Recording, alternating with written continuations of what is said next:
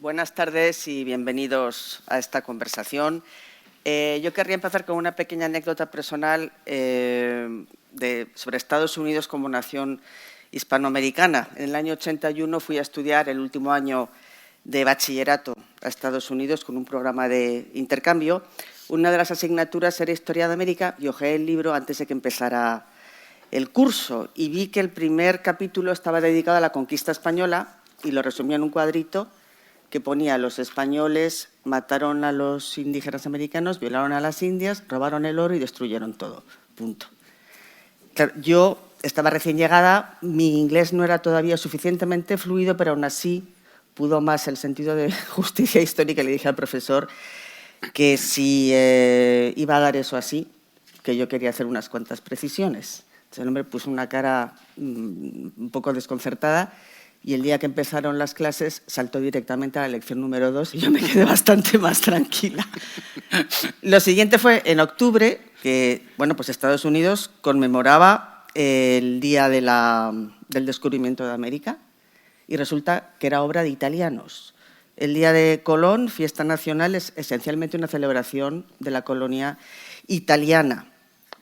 El papel de España está tan borrado que os acordaréis, supongo, que en 2021 Joe Biden felicitaba a los italianos, reivindicó a Colón como el primero de los italianos en el día de la celebración justamente de este Fiesta Nacional, el Día de Colón, que es el segundo lunes de octubre. Felicitó a los italianos, a Colón como primer explorador de los exploradores italianos que llegaron a Estados Unidos, llegaron a América y que hicieron una gran tarea, mientras que los europeos, los separaba y obviamente se refería a los españoles, habían estado haciendo el bestia por ahí abajo. Obviamente, España ha descuidado la historia de América en los planes de estudios. Los libros de texto latinoamericanos tampoco contribuyen exactamente a un conocimiento distanciado y los políticos aún menos, y en Estados Unidos tienen una confusión considerable. Parece, Manuel, que los historiadores profesionales tenéis la batalla perdida. Bueno, el comienzo, desde luego, no puede ser más optimista. Yo creo que la batalla es una batalla que tiene que ver con las ideas, con la historiografía y con los marcos narrativos, a fin de cuentas, por supuesto con la educación, como bien acaban de mencionar. Cuando venía para acá estaba pensando en que alrededor de ese término, querida presidenta, Estados Unidos, nación hispanoamericana, se encerraba eso que llamamos en los diccionarios una tautología, ¿no? Y bueno, me fui al diccionario de nuestra querida Real Academia de la Lengua con la ASALE, la Asociación de Academias de la Lengua Hispanoamericana. Ese es nuestro diccionario común de los hablantes de español a nivel global. Y las dos referencias que tiene son bastante duras para venir en un diccionario. Primero, es una repetición innecesaria y poco afortunada, la tautología. Lo segundo, es un enunciado que repite sin aportar nueva información. Pero ¿por qué creo que estamos ante una tautología? Y asumo con toda tranquilidad que estamos ante una tautología. Porque, desde luego, las personas, por lo menos una parte importante de los que estamos aquí esta tarde compartiendo esta inquietud, creo que asumimos el postulado que nos habéis propuesto, que Estados Unidos es una nación hispanoamericana. Lo que ocurre es que los puntos de vista bajo los cuales asumimos esa tautología son distintos y, en el caso de los historiadores, son muy particulares. Porque digamos que las razones por las cuales, como historiadores profesionales, asumimos este principio como una verdad historiográfica, tendrían que ver con una revisión de la historia global.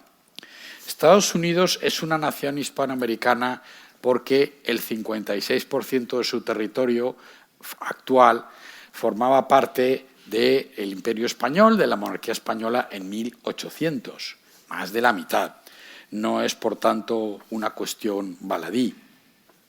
Las famosas 13 colonias son apenas una pequeña franja de tierra al oriente de América del Norte, que literalmente es un conjunto de colonias que nacen por cuestiones fundamentalmente de sectarismo religioso, y dentro de la dinámica del primer imperio inglés son los lugares donde no quería ir absolutamente nadie.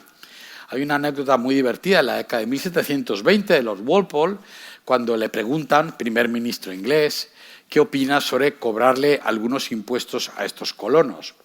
Y él señala que no se puede cobrar impuestos a una gente que vive en un lugar tan espantoso. Es una cuestión casi de moral política, diríamos.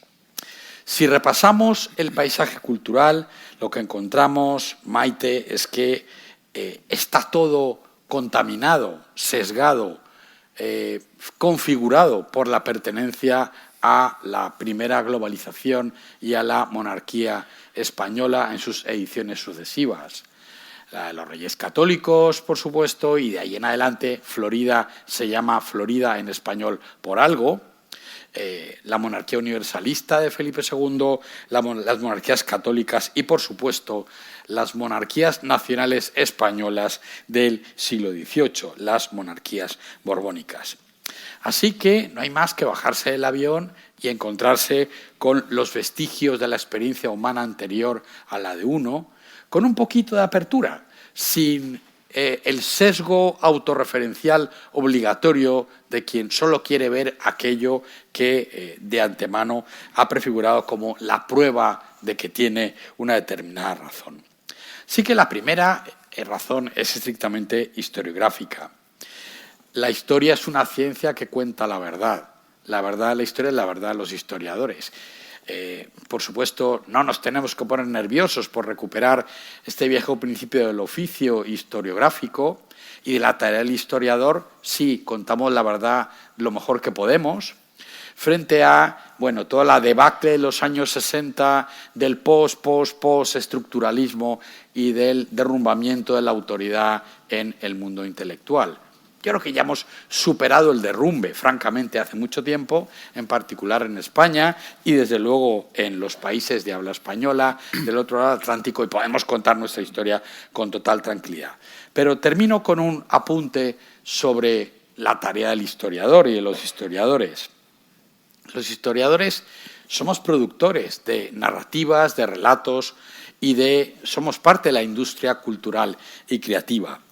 Hacemos ensayos, escribimos, tratados, por supuesto podemos hacer algún podcast, Beatriz, y producimos documentales. Nos dedicamos a la educación de manera muy primordial, con mucha ilusión en muchos casos, y ahí contamos la verdad de lo que vamos encontrando. ¿Cuál es la capa que hay detrás de la experiencia humana delante de nuestros ojos si queremos ver esa densidad experiencial? Si queremos responder las grandes preguntas. La primera pregunta de la historia global es ¿por qué estamos aquí? Estamos aquí porque somos herederos de quienes nos han precedido. Y ha habido más gente con emoción, con simpatía, con cariño, con emprendimiento, con generosidad, como don Rafael del Pino, y por eso estamos aquí. Y yo creo que en ese sentido, lo dijo Benedetto Croce, toda historia es historia contemporánea, la tautología de Estados Unidos, nación hispanoamericana, es algo que podemos suscribir con absoluta tranquilidad historiográfica. Muchísimas gracias.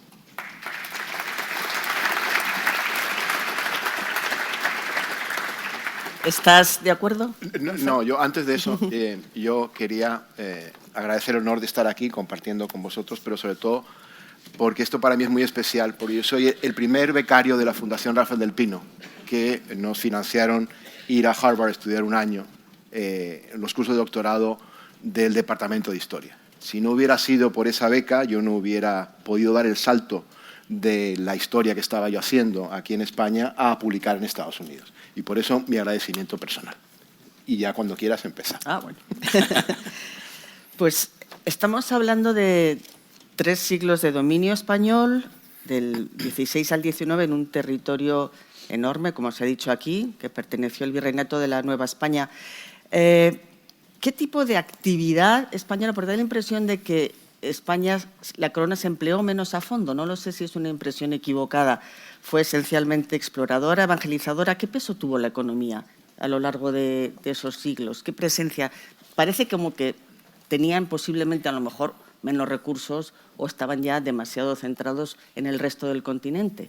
Es que es lo que acabas de decir tú. Es decir, la gran expansión del Imperio Español hacia el norte se produce en una época muy tardía en la cual ya están consolidados los dos grandes virreinatos, que son el de Nueva España y el de Perú. Y básicamente es que no hay un sustrato cultural unificado, como puede haber en el Imperio Azteca o en el Imperio Inca, y no hay una serie de recursos naturales evidentes. La población es muy escasa y está distribuida en una serie de comunidades muy dispersas.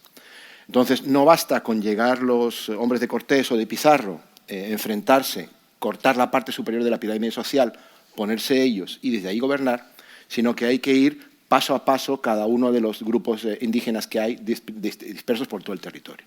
Unos grupos indígenas que se van moviendo, es decir, los comanches empujan a los apaches empiezan a empujar hacia abajo y entonces hay problemas. Y la corona española se va expandiendo con dos instituciones que son el presidio y las misiones, pero teniendo en cuenta que es una zona tremendamente con muy poca población y sin grandes recursos naturales que atraigan una población hacia allá.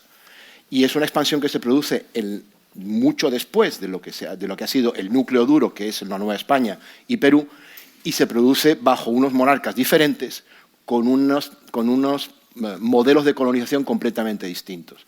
La política indígena que se aplica en los núcleos duros de Perú y de México es completamente distinta a la nueva política indígena que se diseña para estos territorios, no solo en el norte, sino también los territorios de expansión en el sur del continente, que es lo que es Chile y Argentina al sur. Pues hay que tener en cuenta que Estados Unidos se ha apropiado de un continente. Estados Unidos, cuando tú hablas de América, es Estados Unidos. Cuando en España hablamos de América, es todo el continente. Para los norteamericanos, las Américas es todo el continente. Pero eso pasó desde el principio. Es decir, el ejército de George Washington era el ejército continental. El parlamento en el cual se reunían los representantes independentistas que después constituyeron los Estados Unidos era el Congreso continental. Con lo cual, esa expansión y esa visión se ve desde el principio. Eso luego iba a preguntaros justamente por el Destino Manifiesto, pero daremos el salto después. A pesar de esta colonización más dispersa, ¿qué patrimonio material e inmaterial cabría destacar de esa etapa, aparte de la toponimia? Bueno, que sobre todo la marca de presencia institucional de la monarquía española tiene que ver con las ciudades, tiene que ver con lo urbano. Y en ese sentido, la pregunta sería un poco un contrafactual, ¿no? ¿Se podría entender los Estados Unidos actuales sin la experiencia urbana hispánica? ¿Nos imaginamos Estados Unidos sin Los Ángeles, sin San Francisco, sin Agustín de Florida?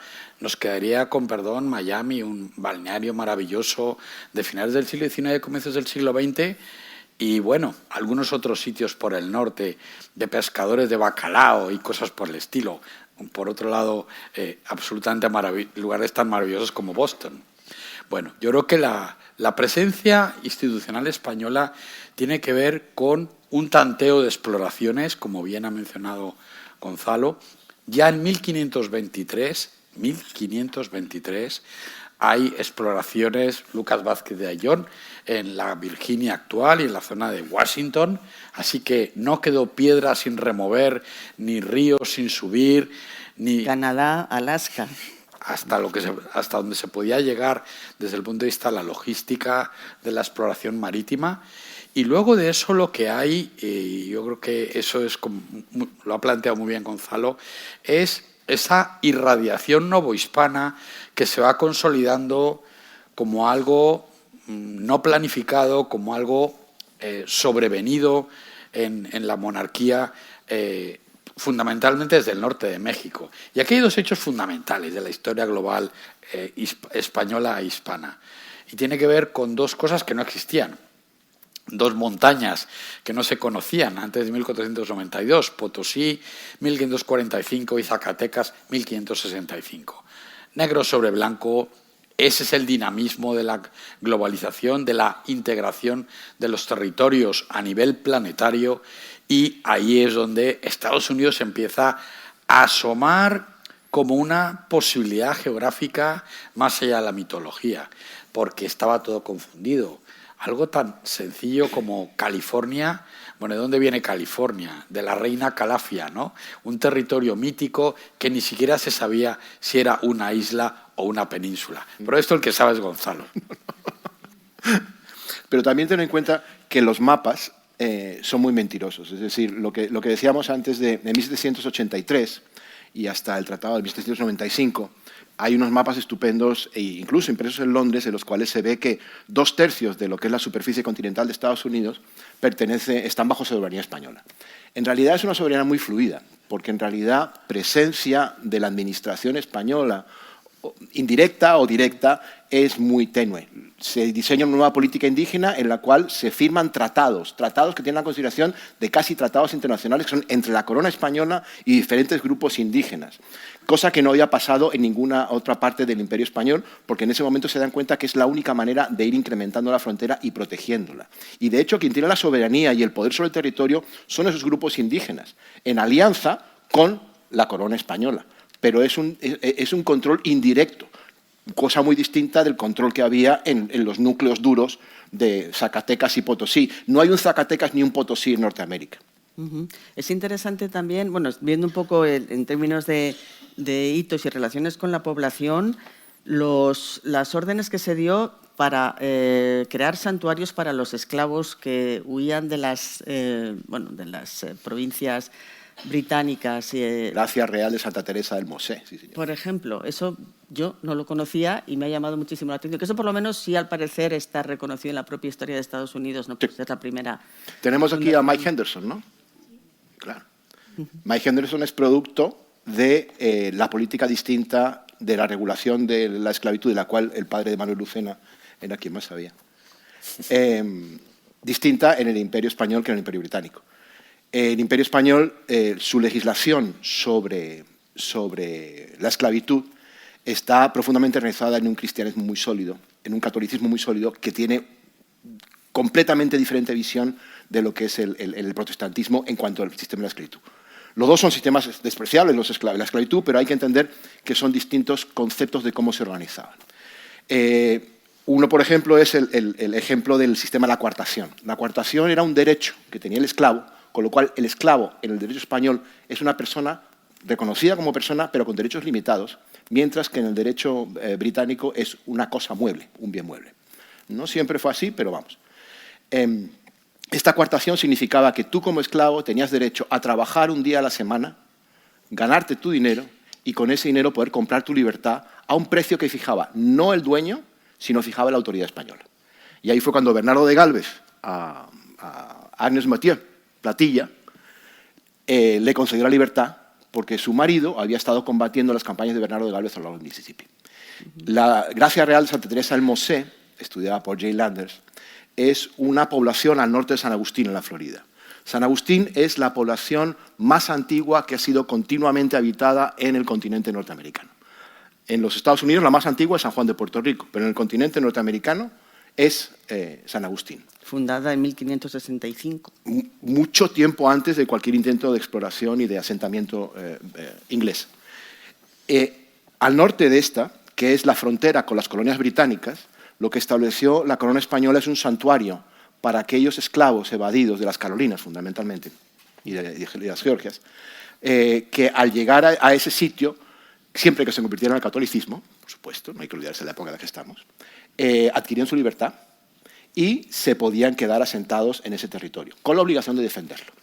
Y esa población fue la última que se fue de las Floridas cuando en 1763 se pierde la Guerra de los 7 Años y la Florida pasa a manos inglesas. Ellos son los últimos que se van porque en realidad constituían un foco peligrosísimo para los intereses de los grandes dueños de las plantaciones inglesas del norte, porque todos los esclavos se le iban para allá.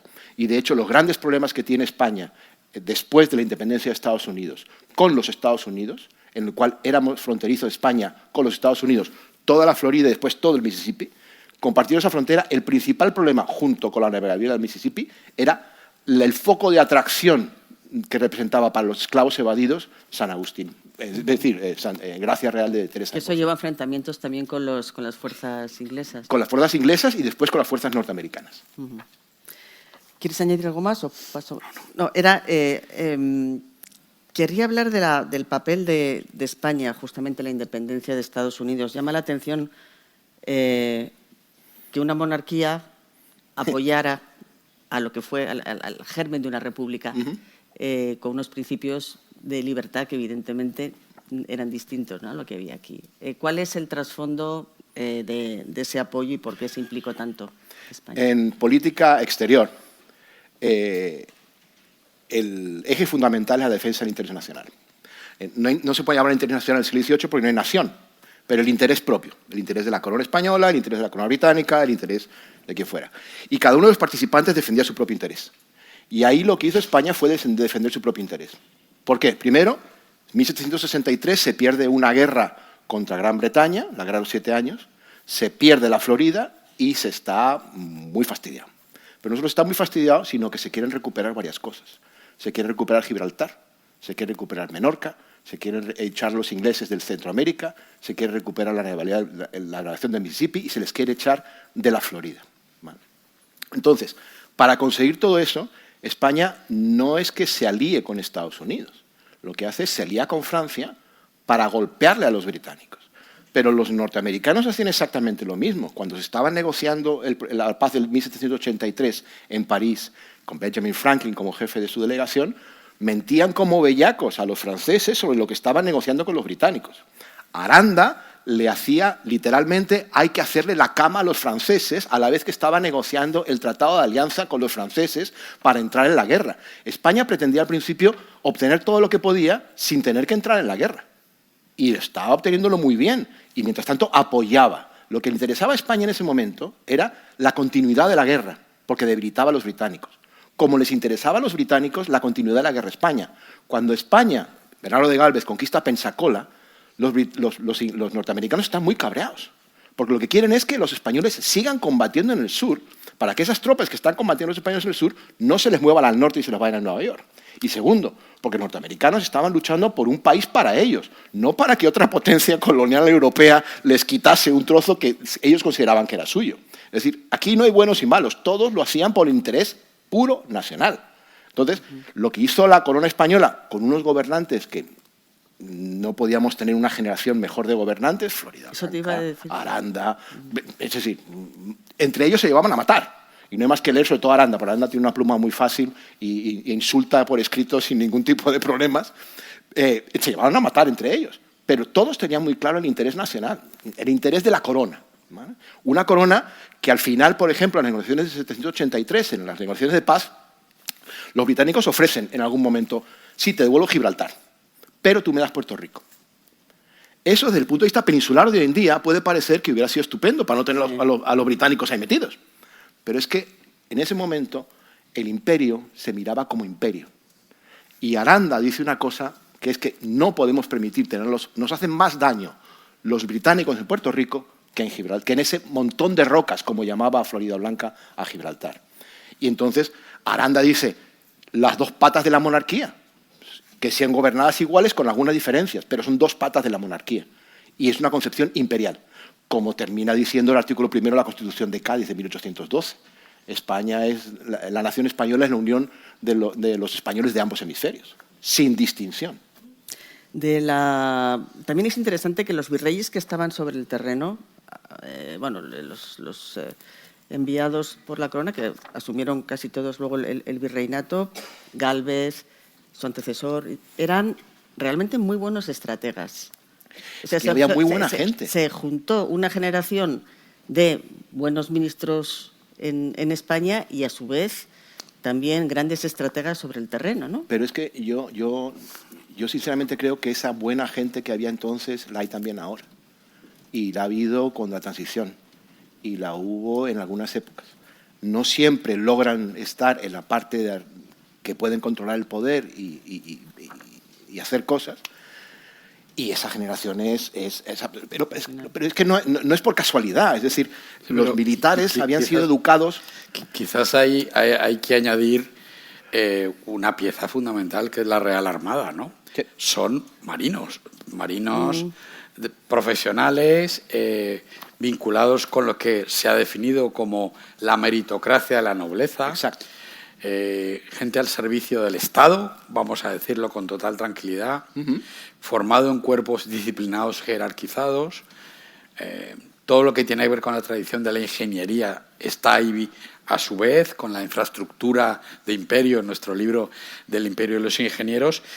Y yo creo que ellos tienen una visión global de las cosas, tienen una visión perfectamente compartida. Han estado en Nueva España, en el Río de la Plata, el Virrey del Pino, que aquí está su espíritu, por supuesto, también, ¿no? Y ellos tienen muy claro que es lo que llamamos de manera popular la guerra de independencia de Estados Unidos, en realidad es una guerra imperial y que por lo tanto hay un cálculo de posibilidades y la tentación de ganarle una guerra a los británicos es demasiado grande, ¿no? Hay que volver y se gana esa guerra, exactamente. Es verdad que además la independencia de Estados Unidos supone una rápida un rápido cambio en la manera de la administración imperial. Y a mí esto sí me gustaría mucho subrayarlo, que mi querido maestro John Eliot trabajó mucho con esta idea. Mientras que las reformas ultramarinas en la monarquía británica producen la independencia de Estados Unidos, solo hay una cosa peor que perder una guerra, que es ganarla y tenerla que pagar. Ahí tienes la prueba.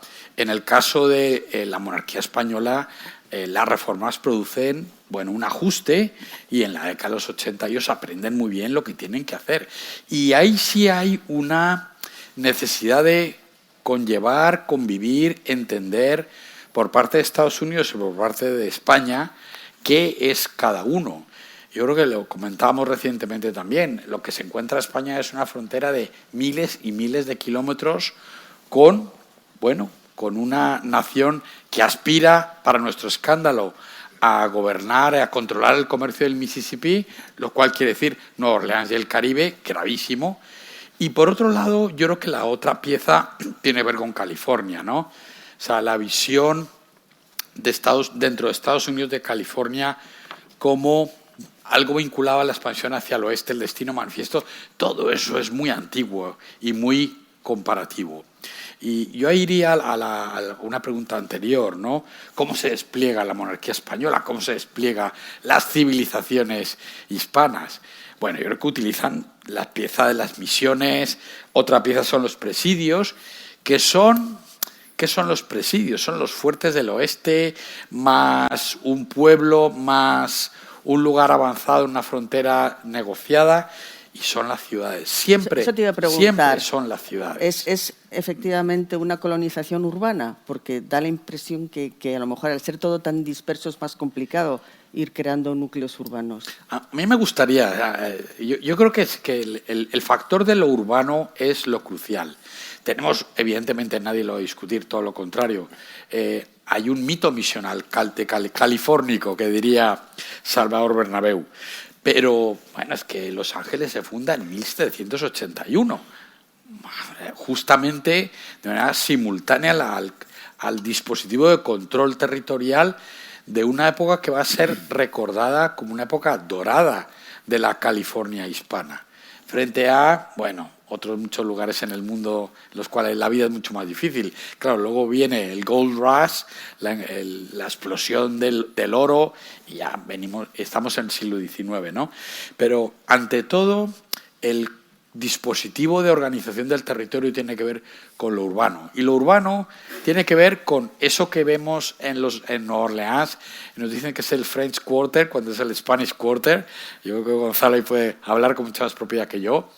Y con cómo al final, donde hay una huella de ciudad, una huella de infraestructura, quizá no acueducto, un camino real de miles de kilómetros, ahí somos capaces de encontrar un vestigio de experiencia hispana compartida, que es global y que es actual. Los caminos reales han sido reconocidos por la UNESCO. Dos cosas. Uno, la administración es importante, pero en el ejemplo, en el papel de España en la Revolución Norteamericana y la independencia de Estados Unidos, es el papel de la empresa privada. Es decir, durante mucho tiempo la corona española no quería parecer como que estuviera haciendo nada. Y lo que hace es, se crea una empresa bajo el sinvergüenza de Beaumarchais, que se llama Roderique Hermanos, que es un nombre español, porque Beaumarchais, un pobre sinvergüenza, el autor teatral, crea una empresa en la cual 1 millón de libras tornesas lo pone la corona francesa y 1 millón de libras tornesas lo pone la Embajada de España en Francia. ¿Para qué? Para exportar armas, municiones, tiendas de campaña al ejército continental. Cuando eso no es suficiente, se utiliza a comerciantes fundamentalmente del País Vasco, de Bilbao, pero también gallegos, entre los cuales está, por supuesto, Diego de Ardóquil, el primer embajador de España en Estados Unidos, para canalizar toda esa ayuda secreta.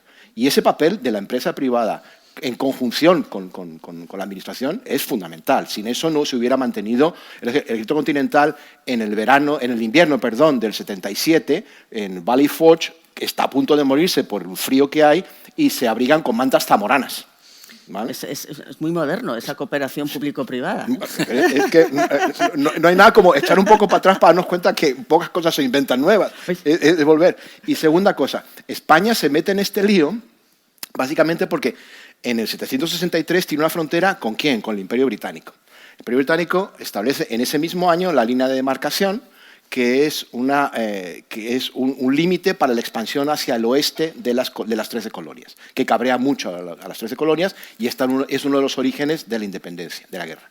Entonces, España en ese momento, en Norteamérica, tiene como vecino al Imperio Británico. De repente hay unos colonos que se revuelven y resulta que estos señores van a poder hacerse con ese control. ¿Qué prefiere la corona española? ¿Tener al Imperio Británico como vecino o a 13 colonias revueltas que van a ser una república que en realidad hasta 1787, en la cual se ratifica la Constitución norteamericana, no forman un Estado de verdad? Son una conjunción de estados soberanos cada uno de ellos. Lo que todo el mundo creía en esa época es que las repúblicas, por pensamiento político de la época, solo podían gobernar territorios pequeños. El ejemplo era Venecia, los Países Bajos, pero jamás un territorio grande. Incluso los propios norteamericanos, a los papeles federalistas, les costó un montón a Hamilton convencer a sus conciudadanos de las 13 colonias de que tenían que ser una sola nación. Estados Unidos, su primer jefe de Estado no es George Washington. George Washington es el primer presidente de los Estados Unidos, pero entre que la independencia de Estados Unidos se consigue en el 1783 y George Washington toma posesión, hay una serie de años en los cuales no se sabe qué va a ser eso. Y muchos de ellos pensaban que lo normal que hubiera pasado es que no hubiera un país, sino 2, 3, 4 o 7 o 13. Si llegas a ver la corona española que 50 años después de la independencia, Estados Unidos se convertiría en una potencia expansionista. Pero es que nadie podía prever eso.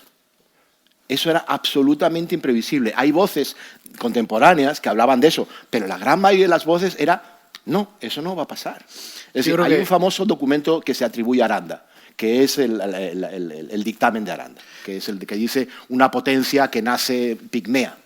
Ese dictamen es mentira, es una falsificación de 1824-25, como demostró el profesor Escudero. En realidad, nadie pensaba que eso podía pasar. Nadie que supiera de verdad las cosas. Digámoslo de otra manera, el futuro estaba en México. El futuro estaba en México. El futuro era el Virreinato de Nueva España, que era la ciudad más poblada del hemisferio occidental. Había fábricas con 7.000 operarios, cosas asombrosas, y la mayor acumulación de riqueza tangible e intangible estaba allí. Era donde estaba el futuro. Bien, pues medio el siglo después, Silicon Valley del momento estaba allí. Medio siglo después, Estados Unidos arranca a México toda la parte norte. En el 48, la guerra del 48, 50 años después, que es guerrea el origen, con España por Puerto Rico. Que es el origen para Ulises S. Grant de sus memorias. Dice que ese es el gran error que cometió Estados Unidos y está el origen de la guerra civil en sus memorias. Pero es que México, como dice muy bien Manuel, México es la ciudad más importante del Imperio Español. México era casi 3 veces más grande que Madrid, que Sevilla, que Valencia, que Barcelona. Estaba en la mitad del comercio pacífico y atlántico. Hay un libro muy famoso de Speke que se llama El lago español. El control del Océano Pacífico lo tenía España. Había en las costas asiáticas, chinos, japoneses, lo que quieras, pero el control del comercio a lo largo del Pacífico fue español durante mucho tiempo. Y México estaba en la mitad de eso. Y la riqueza mexicana, no hay más que ir a México y mirar. La plaza del Zócalo de México, que es la Plaza Mayor de México. La Plaza Mayor de Madrid es un churro comparado con eso. Es pueblerina. No hay nada que se le compare. Es decir, y tú ves la Plaza del Zócalo, que es la plaza principal de Lima, que la lástima es que solamente tiene una de las partes que está original, el resto la han ido tirando. Pero bueno, la parte de la catedral y del Palacio Arzobispal está. Esos tamaños, esas dimensiones, Madrid no tiene esos palacios. Madrid no tiene esas avenidas, no tiene esas plazas, no tiene esas comunicaciones. ¿Puede ser en esa etapa, estamos hablando del expansionismo de Estados Unidos, el destino manifiesto, la ruptura con la herencia española, el momento en que se entierra? Bueno, yo creo que esa es una buena pregunta. Lo que es obvio es que el destino manifiesto, la doctrina Monroe, la ordenación de Estados Unidos antes de la Guerra de Secesión ponen en marcha una dinámica expansionista impredecible que tiene que ver con el aprovechamiento por parte de Estados Unidos, y no hablo aquí de la clarividencia de los padres fundadores del sur, virginianos, hablo de la talasocracia estadounidense, hablo de la gente de mar, hablo de los pescadores, los contrabandistas, los mercaderes. Ellos fueron, y yo creo que aquí hay que decirlo claro, grandes fundadores de Estados Unidos, porque ellos aprovecharon la increíble oportunidad que suponen las guerras napoleónicas para negociar con todo el mundo, ganar muchísimo dinero, acumular muchísimo capital y financiar la revolución industrial de Estados Unidos, la inicial, la que conecta los Grandes Lagos con Nueva York, con Chicago y de ahí para adelante, la que convierte a Estados Unidos en la potencia del futuro, desde 1820, 1830 en adelante. Y hay que decir que, por supuesto, el apetito del capital riesgo, del contrabando, de la inversión, de la migración europea, todo eso es seguramente imparable e imposible de administrar, y eso es lo que sacaba por comer a México en el siglo XIX, que hay que decir también que sus intentos de organización interna no son precisamente favorables al establecimiento de una defensa del territorio frente a una potencia expansiva tan agresiva como era Estados Unidos ya en 1830, 1840, ¿no? O sea, hay que pensar en que en 1823, tan pronto, ya son capaces de decirle a los europeos del momento, la doctrina Monroe, oiga, América para los americanos, ¿no? O sea, lo que están diciendo es, no se metan aquí porque esto es nuestra esfera de influencia. Claro, debió reírse mucho también en Europa en ese momento, ¿no, Gonzalo? Pero lo dijeron e intentaron mantenerlo y crearon una esfera de expansión que en efecto se va a cerrar en 1893, cuando la ocupación del territorio hacia el Pacífico, que es un territorio ni vacío, ni despoblado, ni carente de ciudad, es una frontera civilizada hispana procedente del virreinato de la Nueva España. Es que el primer caramelo que tienen los comerciantes norteamericanos sobre el Imperio Español se produce precisamente durante la Gran Independencia. Hasta entonces, tú podías, si eras un comerciante norteamericano de la costa este, tú podías contrabandear con algunas posesiones españolas, en el Caribe básicamente. En 1775 y a partir de entonces, los puertos españoles se abren oficialmente al comercio y a la armada, el inicio de la armada norteamericana. Es decir, se reparaban los barcos en los arsenales españoles. Tener en cuenta que de las potencias en lisa aquí, es decir, España, Francia, Holanda, Norteamérica y España, Francia, Gran Bretaña, es exacto, el único que tiene astilleros capaces de construir barcos, navíos grandes, en América es España. Solamente por ese dato, la Armada Española tiene un control sobre el Caribe que no tiene ninguna otra. Se abre todo eso a los norteamericanos, se les abre el comercio. Una vez que se termina la guerra y se firma la paz en 1783, eso se corta. Y dice, sí, hemos sido amigos hasta ahora, pero ahora este es mi comercio, tú a lo tuyo y yo a lo mío. Los norteamericanos, los grandes comerciantes dicen, uy, es que aquí hay un montón de dinero que sacar. Y eso se les queda. Y se transforman, en vez de comerciantes, vuelven a ser lo que habían sido antes, que eran contrabandistas. La diferencia entre un comerciante y un contrabandista es legal, ¿vale? Pero el acto es comprar en un sitio y vender en otro. Entonces, esa distinción legal entre contrabandista y comerciante en la costa este norteamericana es muy sutil, ¿vale? Pero muy sutil.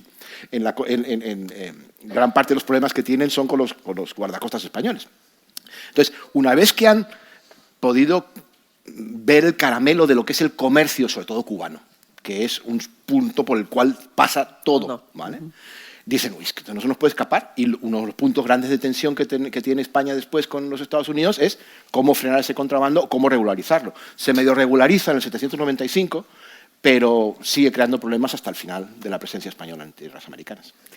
Volviendo a la huella española, 300 años de dominio español y hoy parece que fue nunca. ¿Por qué? ¿Cómo se explica el olvido generalizado del legado en la historia de Estados Unidos, en España también, quiero decir, en los libros de texto españoles y allá en el propio Estados Unidos? ¿Qué factores hay para que... Bueno, yo creo que la palabra olvido me parece demasiado fuerte. ¿Eh? O sea, desde el punto de vista de lo que la historia de España y la historia de América conoce y sabe, no podríamos hacer historia global de España ni historia global de las culturas en español sin la increíble y fascinante aportación de la Academia de Estados Unidos y de las universidades de Estados Unidos. Vamos a decirlo, creo que como es, ¿no? En los años 20, cuando aquí en España se pone en marcha primero los cursos para hispanistas y poco después la Universidad Menéndez Pelayo, es la presencia de Estados Unidos, la curiosidad por Estados Unidos. Es una curiosidad compartida, por supuesto. Es crucial para entender lo que podríamos llamar la modernización política y cultural post-1898. Así que yo creo que, más allá de que nos gustaría seguramente ponderar de manera clara el entender la historia global de la que todos procedemos, yo creo que hay denodados intentos y trabajos fantásticos y en cualquier programa de formación de profesores todo eso viene a estar presente. Lo recordamos precisamente hace poco, ¿no? España es en este momento segundo o tercer país destino de los estudiantes de Estados Unidos en el exterior y en un porcentaje nada desdeñable. Las razones son, bueno, genealógicas, pero de familia, pero muchas veces es curiosidad, admiración, interés por aprender, por Europa. Me dijo una vez una estudiante en Panamá, es que ustedes allá tienen museos y monumentos. Bueno, también hay museos y monumentos maravillosos en Panamá. Hay un punto de vista ahí y yo creo que habría que buscar una apreciación menos tremendista, que esto nos gusta mucho, ¿no? Y ir seguramente a enfoques mucho más ajustados de dónde estamos y sobre todo dónde queremos estar. Y en eso yo sí creo que la evaluación de la historia compartida española e hispana es fundamental. De todo esto que hemos estado contando, hay un capítulo americano, hispanoamericano, crucial. Esos barcos que llegan a Pensacola, que viene de Panza Cola, por cierto, son barcos que vienen de La Habana, que vienen con subsidios situados mexicanos, que tienen tripulaciones de lo que entonces era la Nueva Granada, por supuesto venezolana. Estamos hablando de una historia global hispana compartida. Y si no, no vamos a entender esa nada. manera de compartirlo, esa visión, yo creo que se da claramente en el ámbito académico, sí, entre historiadores, pero no trasciende más allá. Tienes toda la razón, toda la razón. Pero esa no es labor de nosotros los historiadores, esa es labor de la sociedad civil. La sociedad civil a ambos lados del Atlántico, aquí representada por Unidos por la Historia, pero hay otras organizaciones también que están involucradas en esto. Bueno, también los políticos, quiero decir, que son responsables también de los sistemas educativos y demás, ¿no? Lo que pasa es que y en Estados Unidos hay unas instituciones fundamentales, como las Hijas de la Revolución, que suena muy castrista, pero en realidad no tiene nada que ver con eso. Son las descendientes de aquellos que construyeron la Revolución, los hijos de la Revolución también. también está el Queen Sofía Spanish Institute, importantísima la labor que hace, Mount Vernon, que es la casa natal de George Washington, un montón de instituciones norteamericanas, la Sociedad de Cincinnati, un montón de instituciones norteamericanas están empeñadas en eso y llevan tiempo empeñadas en eso, porque están recuperando su historia y han descubierto que tienen una raíz española muy importante. Entonces, eso es labor de la sociedad civil, que lo tienen que hacer las fundaciones, como la sede de la que estamos hoy aquí, de difundir ese legado. Nosotros los historiadores, en los últimos 10 años, 15 años, el panorama ha cambiado completamente en la academia, tanto española como norteamericana. Cuando yo empecé a trabajar ese tema, era el raro, ¿vale? Ahora ya soy uno más, somos unos cuantos ya, Manuel. Y muy bien, cuanto más, mejor. Pero nosotros abordamos el punto de vista historiográfico. Exacto. Y huyendo de buenos y malos, huyendo de bonito y bueno y de malos. Leyendas negras, leyendas rosas. Eso no es un concepto nuestro, no es un concepto historiográfico, que además en la historiografía no está debatido, está superado ya hace tiempo. Pero lo que damos es munición para que la sociedad civil coja de nuestros trabajos. Nosotros en realidad somos unos ratones de biblioteca que donde disfrutamos de verdad es en el archivo. O sea, somos unos tíos muy raros. ¿Tú crees, a lo mejor suena un poco frívolo, pero crees que Estados Unidos ha racaneado el reconocimiento al papel de España en la independencia? Tú que has estado estudiando esto a fondo. Quiero decir que no fue hasta 2015 cuando Obama reconoce a Bernardo de Gálvez como ciudadano honorífico y pone su cuadro, su pintura en el retrato en el Congreso. ¿Hay reconocimiento de la...? Pero es que lo estás diciendo tú misma. Es decir, eso ha empezado a pasar hace unos años. Antes no, evidentemente. Pero es que también la sociedad norteamericana ha cambiado mucho. Los datos que tenemos de la población hispana en Estados Unidos son un 19% de la población total de Estados Unidos es población que se califica como hispana. Cuidado con el término aquí, porque es que hispano es un término que viene del censo norteamericano. Cuando el censo norteamericano hace unas preguntas, como habéis visto todos cuando entráis a Estados Unidos, que a nosotros nos parecen ofensivas. Porque empiezan a preguntarte de qué raza eres, de qué dónde es tu padre, si te sientes identificado con esta etnia, con la otra. Y si has sido miembro del partido nazi. Exacto, alguna cosa de esas. Que a nosotros nos parecen rarísimas. Entonces, basado en eso, que es una larga tradición norteamericana, el censo norteamericano lo que estableció son diferentes grupos étnicos o culturales en los cuales alguien se identificaba y tenía que marcar una casilla. La idea de poner hispanos ahí fue porque la comunidad italiana vetó poner latinos. Latino. Dijo que no, estos no son latinos. Un gran debate de latinoamericanos. Exactamente. Entonces, se puso Hispanics, básicamente porque eran los descendientes de países de lengua española. Señores, todos ustedes que son españoles en Estados Unidos son Hispanics, no son europeos. ¿Vale? Porque los descendientes de españoles en Estados Unidos entramos en ese globo. Un 1,9, pero no tengo aquí el dato. De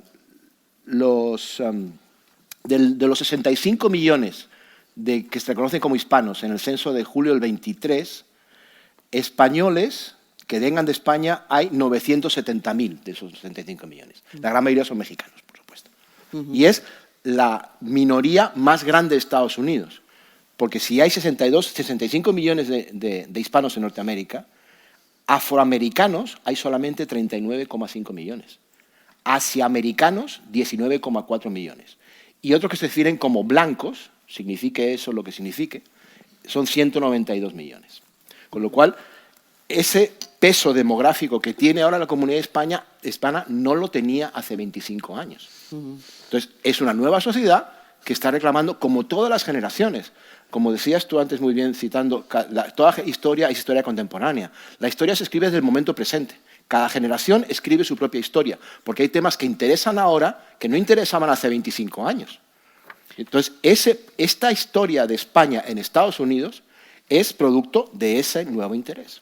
Pero esa nueva en ese sociedad. sentido, entre lo español y lo hispano, digamos, en la actualidad, la presencia hispanoamericana original y las sucesivas oleadas migratorias que ha habido constituyen una realidad, digamos, interamericana o intraamericana. Ahí ya España queda fuera. Es una nueva realidad. No, en realidad no queda fuera, porque cuando tú ves la celebración del Día de Colón, que es puramente italiano, porque se lo inventaron los italianos el Día de Colón para reivindicarse como una minoría que no eran de pobres muertos de hambre que habían llegado a Estados Unidos para hacer la mafia. Y básicamente en ese lavado de cara... Querían blanquear la imagen. En ese lavado de cara de su imagen se inventó el día de Colón, el Columbus Day, para decir, nosotros somos descendientes de este gran explorador que va además elegantísimo vestido. Todas las estatuas y las placas que hay en Estados Unidos de Cristóbal Colón son puestas por la comunidad italiana. Sí, sí. A la celebración en Washington, en el día de Colón, al lado de la estación principal de Washington, que hay un super monumento, nunca fue invitada la embajada española hasta hace muy pocos años. Curiosamente, hasta 10, 12, 15 años. Cuando ya los italianos, ya la comunidad italiana va para abajo, en cambio la comunidad hispana va para arriba. A cambio ellos celebran el Día de la Raza. Se celebraba, ahora había una organización que se llamaba La Raza, ahora ya se llama Unidos US, cambió de nombre, porque allí nosotros tenemos el concepto del Día de la Raza como una herencia del periodo de la dictadura, pero allí no se percibe como tal. Las terminologías a un lado y a otro lado del Atlántico cambian con el viaje. Manuel Lucena y yo somos historiadores imperiales en Estados Unidos. Si tú dices que eres un historiador imperial en España, tienes que tener mucho cuidado. Pero en Estados Unidos el término imperio no tiene una carga ideológica como la que tiene en España. En la academia no. La celebración del Día de la Raza, por ejemplo, en México es más como la reivindicación del indigenismo. Y del mestizaje. Fundamentalmente el mestizaje, porque es que América, y la América hispana, Hispanoamérica, sin el mestizaje no se entiende, porque como decía Eliot, el maestro, pero como decía Eliot, el maestro de Manuel, es decir, son dos modelos distintos de colonización. El modelo inglés es un modelo de exclusión y el modelo español es un modelo de inclusión, por razones distintas, de época, de sustrato cultural, unos son protestantes, otros son católicos, unos tienen una economía basada en pequeñas propiedades, otros tienen economías basadas en una industrialización o en unos recursos distintos, por lo que sea, pero son modelos completamente distintos. Esa inclusión da lugar al mestizaje, que no se produce en el norte. Esa realidad del mestizaje choca con los discursos políticos que están utilizando ciertos líderes. Los discursos políticos chocan con muchas realidades en muchas partes del mundo. ¿Crees, hablando de eso, de lo hispano y lo español, puede esa realidad hispanoamericana en Estados Unidos rescatar el legado español o no? ¿Crees que ya son realidades distintas? No, yo creo que debe estar vinculado. Vuelvo al ejemplo el español, y al optimismo antropológico de quienes tenemos la suerte de colaborar con el mundo de la educación. Yo creo que por supuesto que es posible, que esa curiosidad existe, que las generaciones más jóvenes todo esto necesitan saberlo, lo preguntan, contra la idea de la historia plomífera, aburrida, imposible. Estamos llenos de una oferta, yo creo, historiográfica apasionante en este momento. Hay muchísima colaboración desde la sociedad civil y yo creo que, por el contrario, la globalización nos plantea un reto cultural difícil que tiene que ver con, saber cómo somos capaces de adelantarnos, de comprender, de ir por delante de la valoración de lo patrimonial. Y aquí yo creo que volver a lo patrimonial es fundamental, ¿no? Porque estos estudiantes de Estados Unidos, por ejemplo, o de cualquier otro sitio, ¿no? De China, antes de ayer que tuve una entrevista, de repente pueden tener interés en venir a estudiar a España. Bueno, les interesa porque les da claves dentro de la globalización.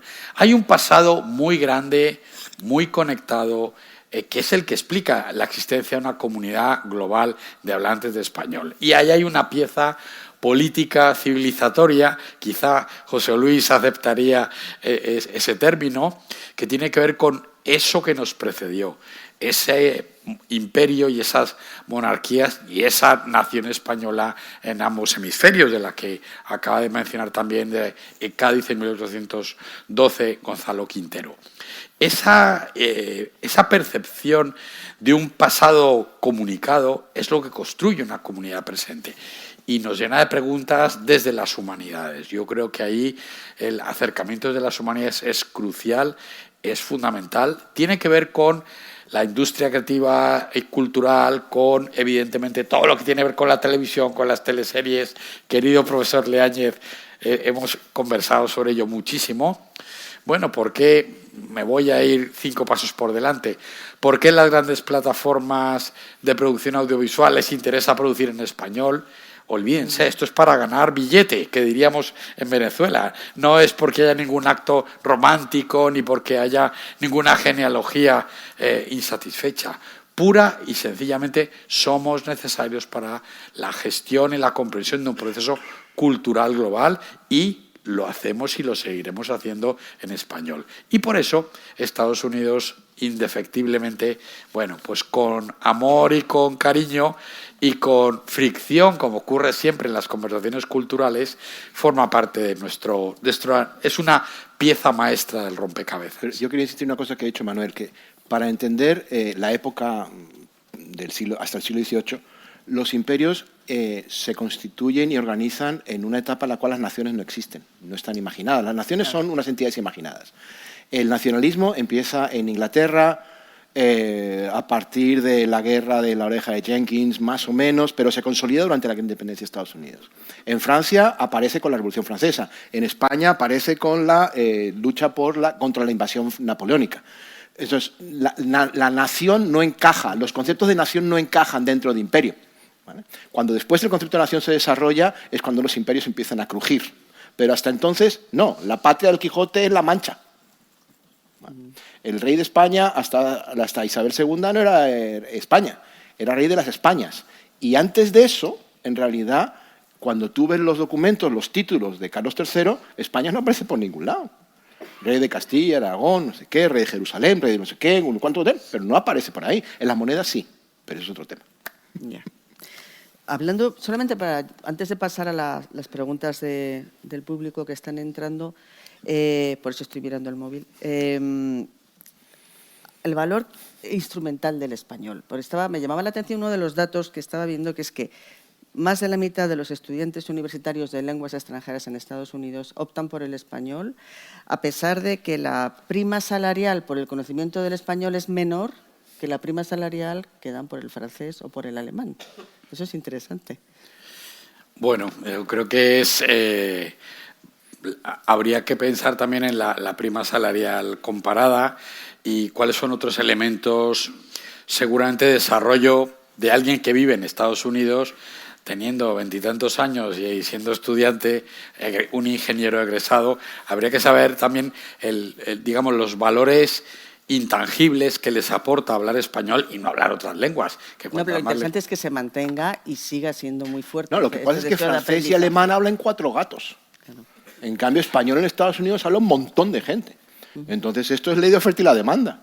Es decir, tengo 40 estudiantes de Harvard que hablan español, pero tengo 3 que hablan francés y 2 que hablan alemán. Y 1 que habla ruso. El estudio del español sigue siendo el más solicitado, que me llama la atención. Vamos. Porque es que son números, lo que decía Manuel. Son cuentas. Hace 4 años, por primera vez desde que la Universidad de Oxford existe, ha habido más demanda para aprendizaje de español entre los estudiantes que de francés. Estamos hablando de un lugar de producción de élites diplomáticas y, por supuesto, nos encanta el francés y no tenemos nada contra él. Simplemente es muy sintomático de cómo el español recibe una valoración y, además, una valoración comparativa. Yo quiero aquí señalar que, además, los estudiantes procedentes de Estados Unidos no solo son muy buenos estudiantes, lo sabemos bien, sino que también apoyan mucho una explicación del valor del español y de la cultura española. Cuidado con eso de ponernos estupendos con Bienvenido Mr. Marshall, que nos gusta mucho la película, americanos, porque una posición anti-estadounidense en términos de explicación de cómo funciona la globalización tiene evidentemente unos costos y unas enormes dificultades, con independencia de lo que hagan unas administraciones u otras administraciones, ¿no? Totalmente de acuerdo. Bueno, vamos a pasar